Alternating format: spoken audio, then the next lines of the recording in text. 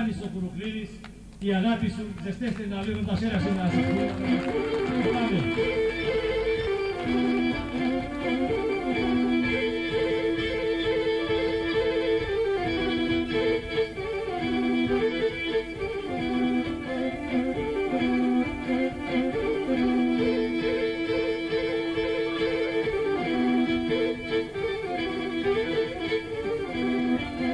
Όλοι μαζί.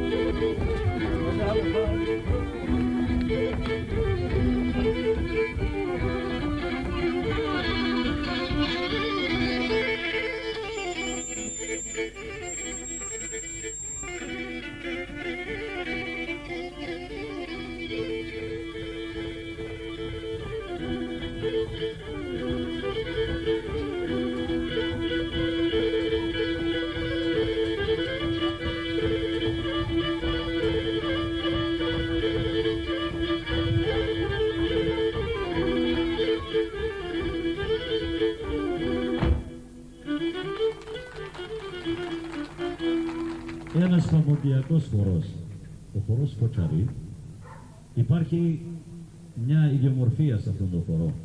Λέγεται Κοτσαρί γιατί σκόνουμε, λέει, το κότς, την κνήμη. Από εκεί πήρε την ονομασία. Είναι ένας πολύ όμορφος χορός, αλλά εγώ θα λέω σας πώς εφόρευαν οι παλαιοί το Κοτσαρί. Βέβαια χορευόταν μόνο από άντρες. Εφόρευαν το όμως και οι γυναίκες. Και κάθουσαν οι γεροντάδες όπως εσείς τώρα και τέρνανε και έλεγαν: αφού είτε ζωτήσε να ποτίσα, δεν πρέπει να παίρνουμε νύφερ. Γιατί, θέλαμε για το χορά.